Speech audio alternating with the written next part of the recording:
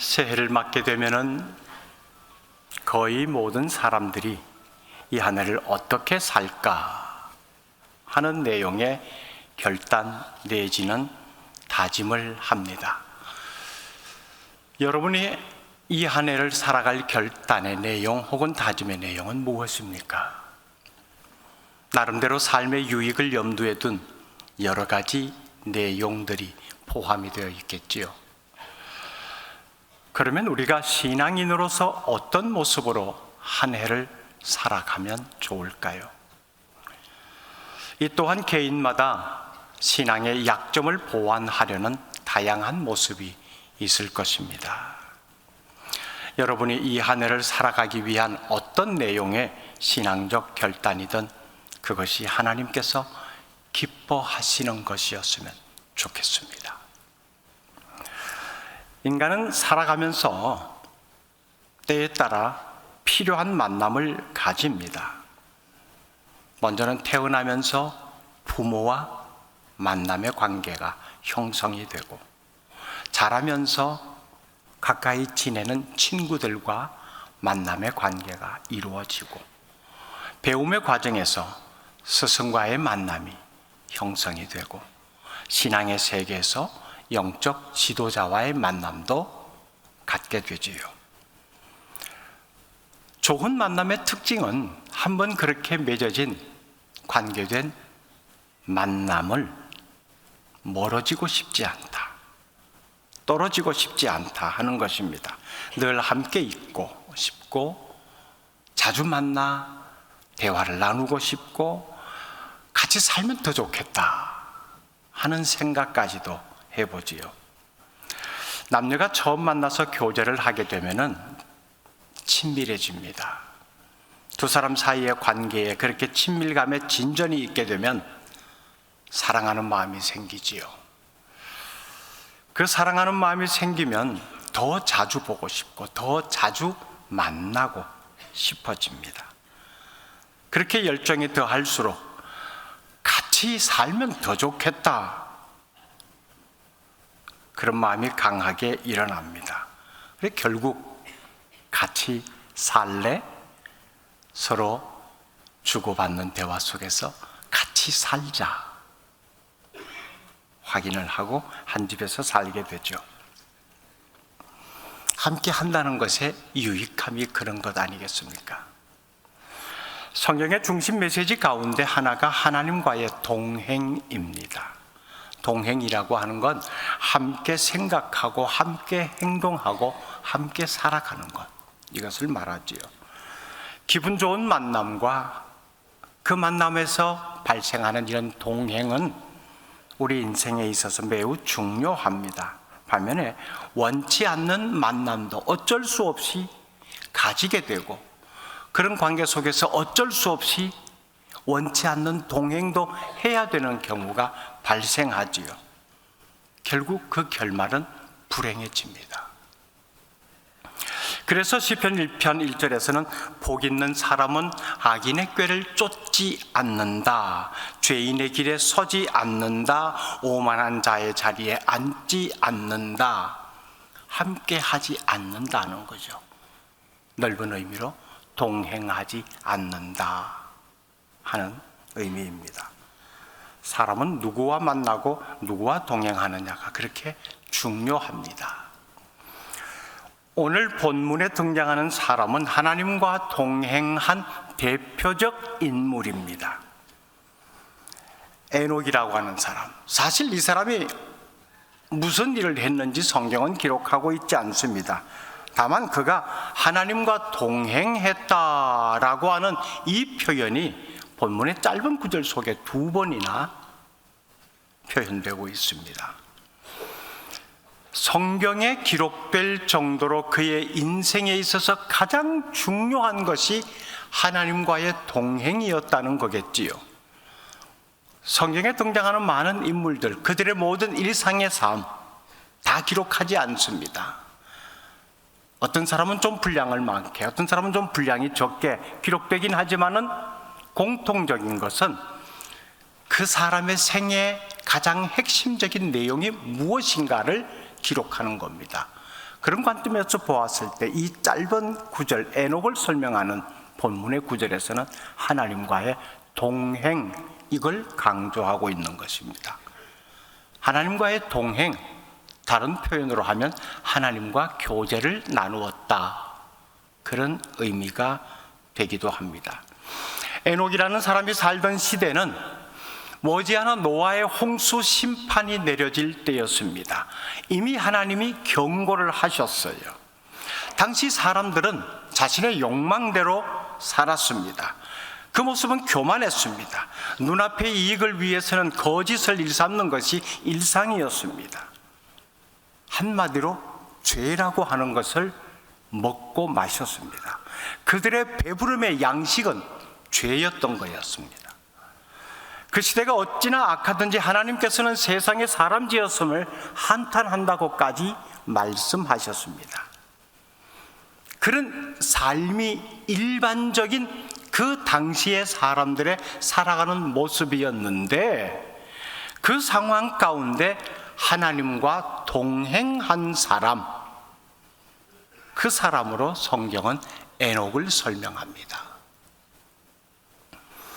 에녹은 하나님과 동행하고 하나님의 말씀을 들으면서 하나님을 점점 더 깊게 이해하게 되었고요, 또 하나님을 점점 닮아갔습니다.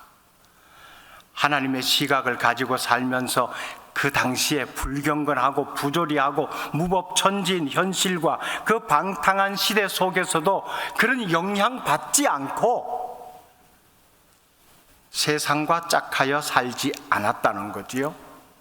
하나님과 동행했습니다. 우리 그리스도인들에게는 얼마나 오래 사느냐, 그건 그렇게 중요한 것 아닙니다. 흔히 우리가 누군가가 세상을 떠났다라고 하면 가장 먼저 묻는 질문이 금년의 연세가 어떻게 됩니까? 이런 질문입니다. 그러면 그 다음 나오는 대답이 살 만큼 사셨네요. 좀 아쉽네요. 아이쿠, 그렇게나 오래 사셨어요? 나이를 가지고 사람을 잘 살았네 못 살았네라고 일단 그렇게 생각을 해버린다는 거지요. 그리스도인들에게는 이 땅에서 육신의 몸을 가지고 산 연수가 얼마였나 하는 것은 아무런 의미가 없습니다. 중요한 건 얼마나 하나님과 동행했느냐 하는 겁니다. 동행은 가다 말고 하는 것 아닙니다.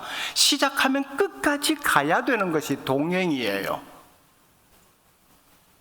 에녹이 하나님과 동행했다는 것은 바로 그런 것을 의미하고 있습니다.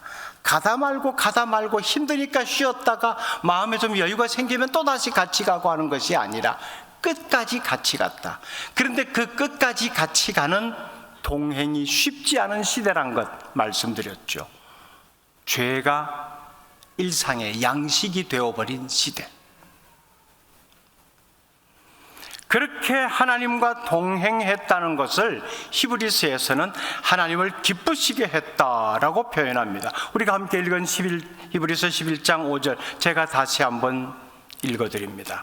믿음으로 에녹은 죽음을 보지 않고 옮겨졌으니 하나님이 그를 옮기심으로 다시 보이지 아니하였느니라. 그는 옮겨지기 전에 하나님을 기쁘시게 하는 자라 하는 증거를 받았느니라. 그러니까 하나님이 불러가시기 전에 이 땅에 살면서 하나님으로부터 너는 나를 참 기쁘게 하는 자로구나 라고 하는 이야기를 들었다는 거지요. 여러분, 하나님을 기쁘시게 한다는 것이 무엇일까요? 하나님의 마음을 알고 하나님의 마음에 합한 삶을 산다는 것 아니겠습니까? 그러면 에녹이 하나님과 동행하면서 그렇게 하나님을 기쁘시게 했다라고 했는데 무엇으로 하나님을 기쁘시게 했을까요? 믿음입니다. 믿음요. 믿음이 없이는 하나님을 기쁘시게 할 수 없고, 하나님을 기쁘시게 하지 않고서는 하나님과 동행할 수 없습니다. 그러면 믿음이 뭘까요? 하나님을 나 믿는데요? 예수 그리스도를 나의 구세주로 믿는데요? 그러면 믿음이 되는 겁니까? 물론 믿음에 대한 여러 정의를 내릴 수가 있지요. 어떤 각도에서 믿음을 바라볼 것이냐에 따라서 그 정의가 달라질 수 있겠습니다만은 가장 기본적인 것, 믿음이 뭐냐라고 할 때 하나님을 하나님으로 인정해 드리는 겁니다. 하나님을 하나님으로 인정해 드린다. 그러면 하나님이 가지고 계신 원래 그분의 모습 그대로 내가 바라보고 그 모습을 내 속에 담기를 원한다는 것 아니겠습니까? 그 모습이 내게 담겨질 때 나는 가장 완벽한 분 그분에게 기댈 수 있다.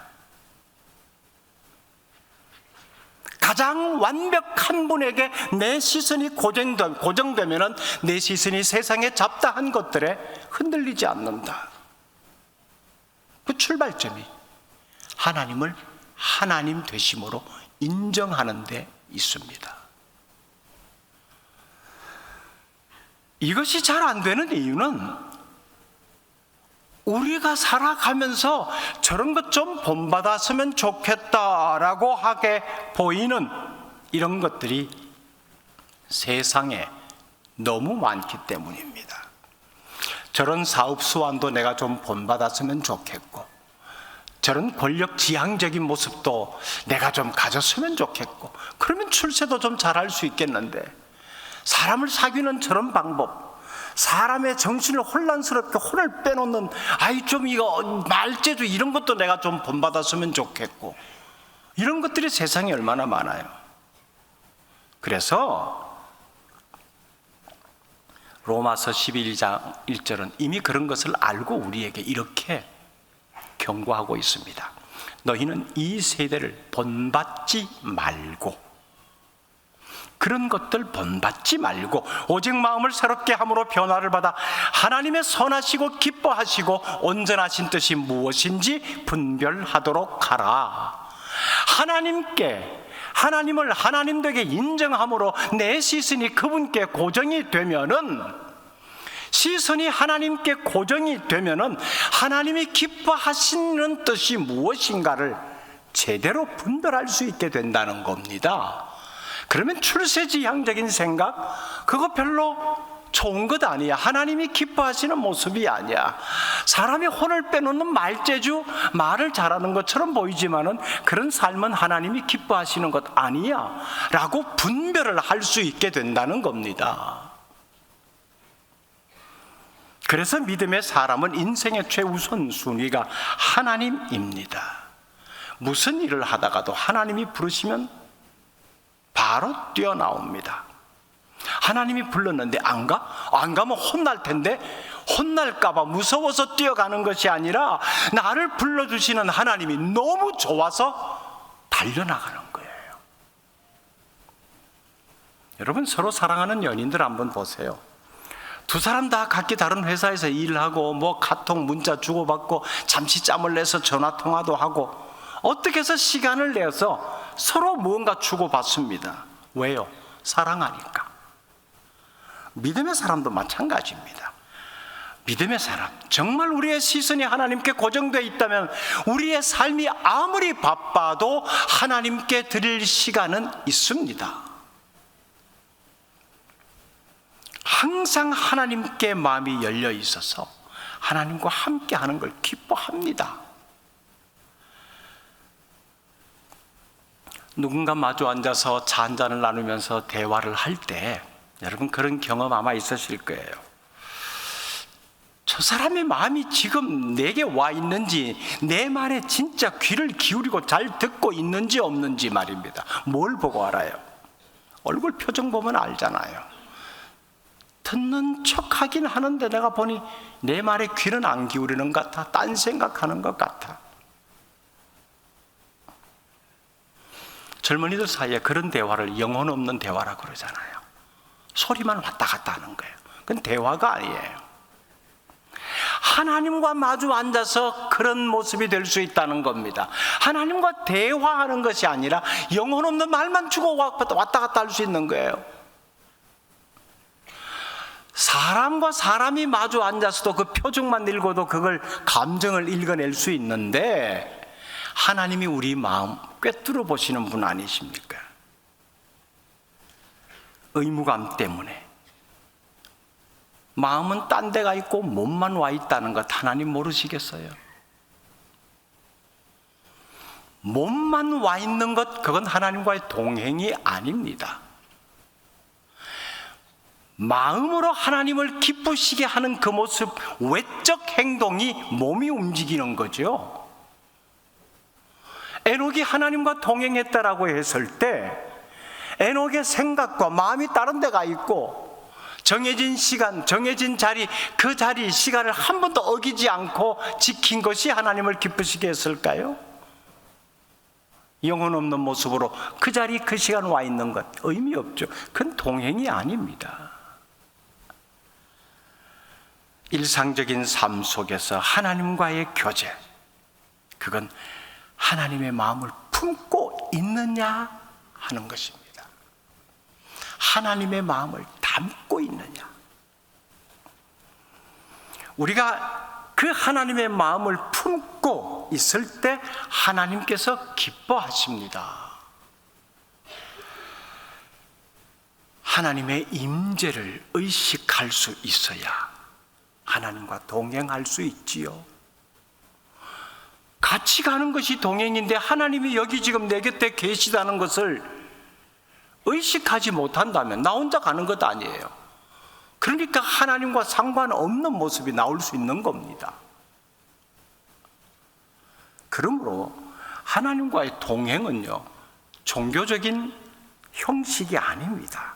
하나님 잘 믿는다고 하는 것, 나 예배 자리에 한 번도 안 빠졌어요. 봉사도 잘했어요. 교회 사라는 것 거의 열심히 다 했어요. 그것이 하나님과의 동행이 아니라는 거예요. 일상의 삶에서 내가 하나님의 마음을 담고 하나님이 지금 여기 나와 함께 움직이고 계시다는 것을 의식하고 살아가느냐는 겁니다. 교회를 얼마나 다녔는가, 무슨 직분 가졌는가, 그것도 중요한 것 아닙니다. 하나님을 기쁘시게 하는 삶을 살고 있는가 하는 겁니다. 그래서 교회를 30년, 40년 다녀도 하나님과의 동행은 다를 수 있어요. 하나님과의 동행하는 삶 또 다른 의미 하나는 하나님 편에 서서 살아가는 겁니다. 내 수단과 방법에 의해서 사라지는 인생이 아니라 내 모든 계획, 삶의 수단, 삶의 방법까지도 하나님 편에서 계획하고 하나님 편에서 추진해 나가는 것, 그게 하나님의 생각을 내가 담고 있다는 거죠. 하나님의 생각을 담아야 그 편에서 일을 할 수 있지요.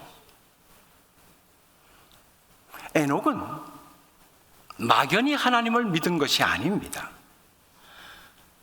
지금 자기와 함께 하시는, 현존하시는 하나님, 지금 이 자리에 나와 함께 하신다. 내가 하는 이 일에 하나님의 손이 함께 와 있다. 이걸 의식하며 살았다는 거지요. 하나님과 동행, 내일부터 하지. 나도 옛날에 했어. 아니에요. 지금 이 순간이어야 합니다. 지금 이 순간. 지금 이 순간 하나님과 동행하면 미래가 아무리 불안하고 안정적이지 않다 하더라도 걱정할 필요가 없습니다. 작금에 일어난 이 참사 사태를 보십시오. 누가 생각이나 했겠습니까? 한순간 단 1분 앞도 내다볼 수 없는 상황이었어요. 우리의 인생이 그렇다는 겁니다.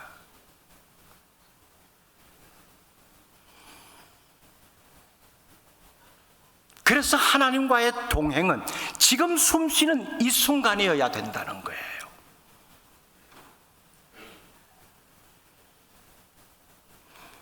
지금 이 순간 하나님과 동행이 없으면 우리에게 영원한 미래도 없습니다.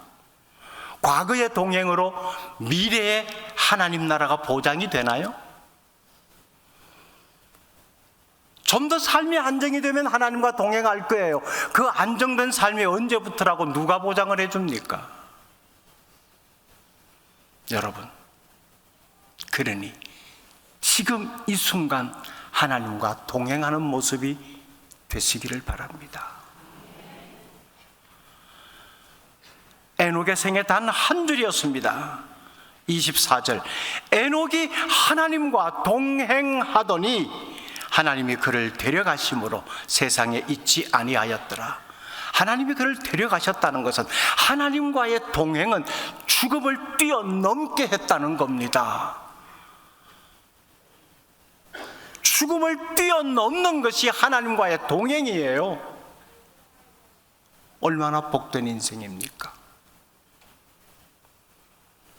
우리 모두 2025년 하루하루를 그렇게 하나님과 동행함으로 하나님과 기쁘시게 하는 삶이 될 수 있기를 바랍니다. 그 삶으로 하나님께 영광을 돌리십시오. 거룩하신 하나님, 새해 귀한 말씀을 통하여 우리에게 펼쳐질 한순간 한순간 어떤 마음을 가지고 살아야 할지를 하나님의 음성을 듣습니다. 하나님과 동행하는 날들이 되게 하옵소서. 모든 상황에 하나님의 임재를 느끼게 하옵소서. 매 순간 하나님과 동행이 우리의 모든 불안한 상황을 뛰어넘게 하시고 불안정한 상황에 흔들리지 않게 하옵소서. 동행, 이 두 글자가 금년 한 해를 살아가는 모든 성도들의 머릿속에 언제나 깊이 새겨져 있게 하옵소서. 예수님 이름으로 기도드립니다. 아멘.